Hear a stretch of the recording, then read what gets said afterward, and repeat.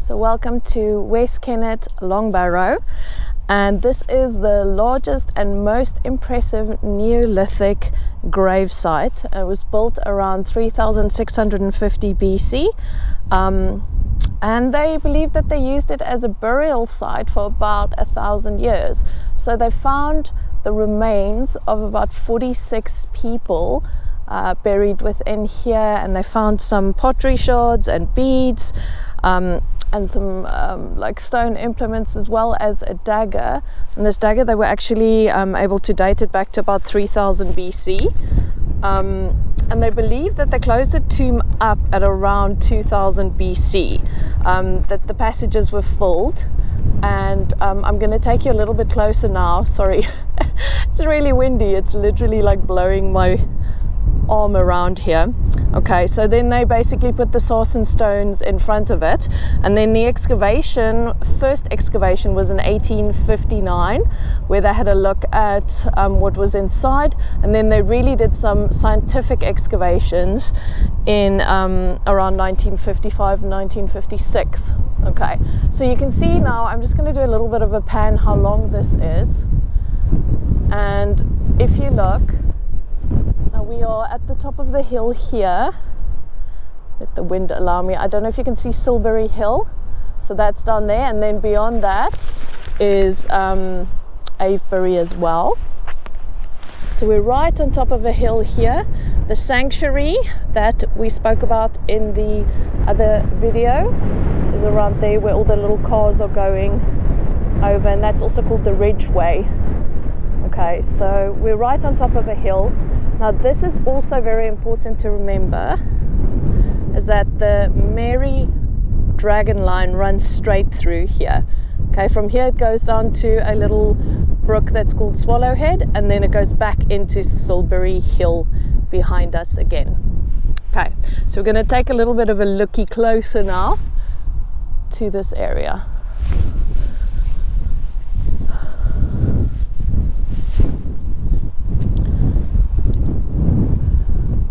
Now they've beautifully renovated this amazing mound.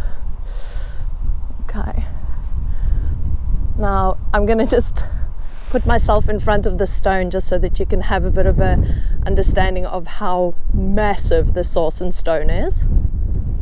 So just so you can have a bit of perspective, me and my windy hair today, and that is how big the stone is. So it's really like a huge Sarsen stone. Apparently Fifield, that's just about 2 miles from here, is where a lot of the Sarsen stones came from. And I was speaking to a local yesterday who also said to me that when the glacier that was melting over here basically left a whole bunch of Sarsen stones broken up, and that's a lot of what the people would have used to have built this massive stone structures that they have, and the hundreds and hundreds of stones. So he was saying the fields would literally have been littered with these stones, which I thought was really quite cool. Okay, so we're going to have a little bit of a looky inside now. It's extremely dark, so I'm going to try my best to get some good shots for you guys, and then just tell you a little bit more about like what I've experienced here. This for me is definitely one of the most sacred spaces that I have ever been to. I have a massive affinity to the space. As I was walking up here this morning, I came right as the sun was rising. I had some deer in the field, and I had a beautiful owl fly right over my head in the dark as well. So it's been quite an adventure just spending some time here this morning and connecting with the site.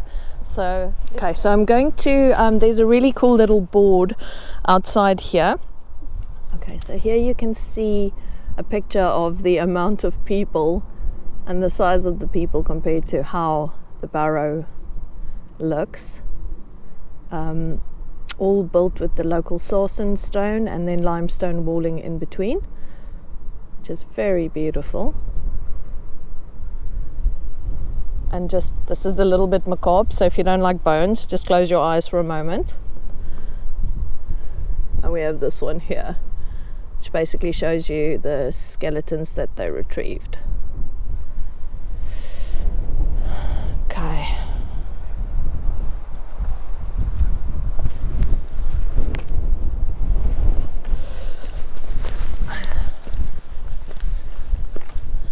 going to have a quick look up here, just so you can see the landscape and a really nice view of Silbury Hill as well.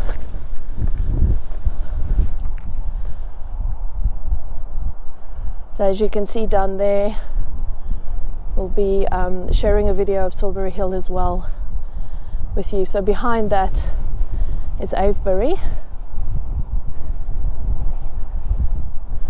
And so they believe that there was a processional way from Silbury Hill all the way into Avebury as well.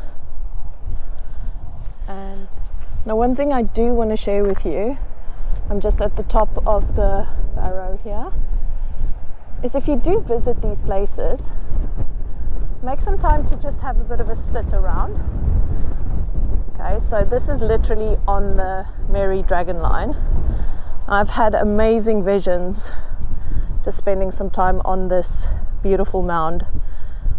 And all you need to do is literally just take a few moments, close your eyes and just tune into the energy of the earth.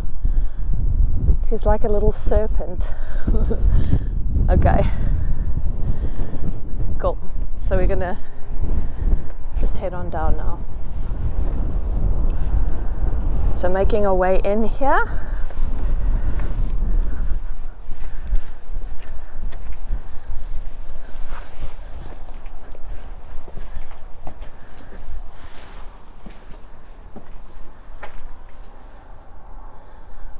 Okay, so this is the entrance. This was blocked up, completely blocked up, filled with rubble and all of that. So as part of their restoration and excavation, they luckily removed it for us. So we get to have a beautiful entrance. Now, the very first time I came here, it felt really quite uncomfortable going in, and even this morning as I walked in and recorded our meditation in here, it's very daunting going into these dark spaces. But what was shown to me when I first got here, the very first time I visited, was that this was a very sacred space. Okay, this was literally a cave of initiation for the priestesses, and they would come here by themselves to come and conquer their fears, to come and literally like rise back into themselves. Okay, so here's me with the headlamp heading in so I can go and show you guys. This is proper Dora the Explorer stuff, do not forget this. Okay, so let's see how this is going to come out.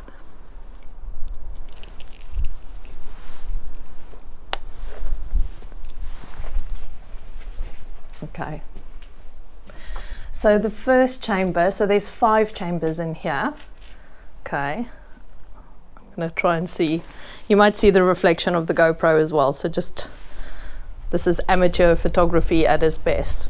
Okay, so there's 5 different chambers in here, and they're really beautiful. Each of them has got a very unique energy to them.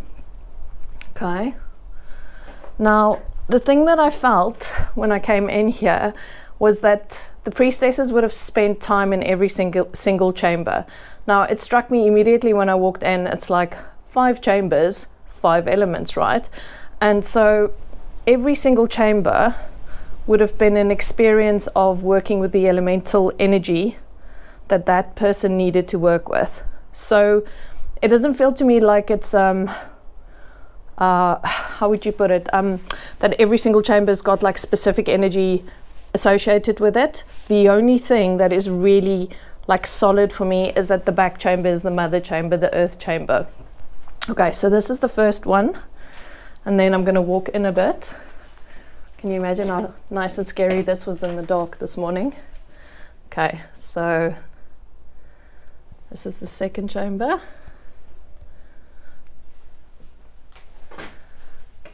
And then this is the beautiful big mother chamber. Okay, let's see if I can get... Okay, you can see it's not very high. They've actually put some lights in here, but it's quite dark today. Okay.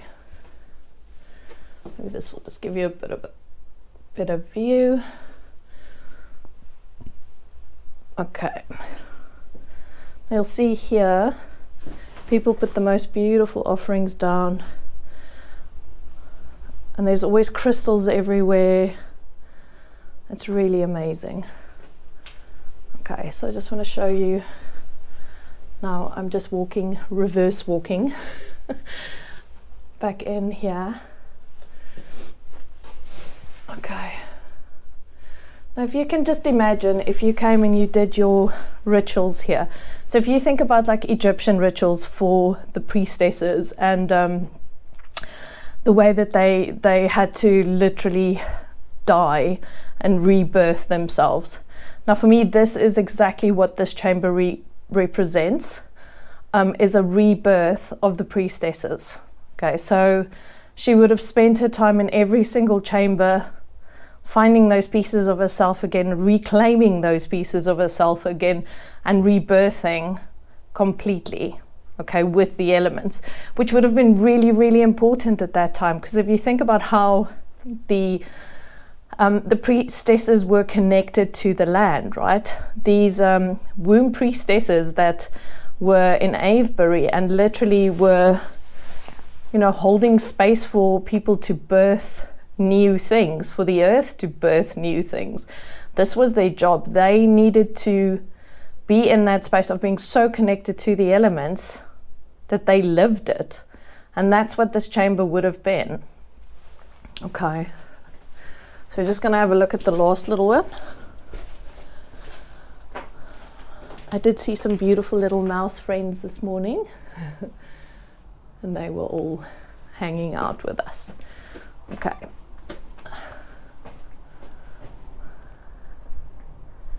Right. There you go. Perfect. Okay, so if you do make your way here, just spend some time inside there, okay? Have a sit down, sit on top of the mound, sit inside here. It is absolutely magnificent. This place has got an energy, and I mean, the main reason why it also feels like it feels is because of the Mary dragon line coming through here. But there's this deep, deep connection to like the mother spirit, right? The real like goddess mother energy in here. And you can just feel it in yourself. You feel so held in there. And I mean, for me, it was interesting, like the fact that this morning I walked in and I was just like light languaging the whole place, because I was like, oh my God, I'm going into this dark space. But it just shows you, I mean, this is about like us coming to terms with our fears. This is about us like facing all those dark parts of us, right? Like going into the depth and the deepest, darkest parts of us, and journeying into this space here would have been that for those women all those centuries ago. So I just have so much love for this space. It's literally one of my favorite sites so far that I've discovered in the world. So if you can make your way here, please do. But also have a look at my video that I did, the journey in here and the meditation. It was it was a beautiful, interesting elemental activation. So do have a look at that. It will be underneath this video, and just make some time to journey with the energies of this land. Okay, so thank you so much for joining me today for this short little video on the most awesome place in the whole wide world, and me and my crazy hair. And I will see you guys soon again for the next video. Thank you so much. Bye. Oh, and remember to subscribe and like.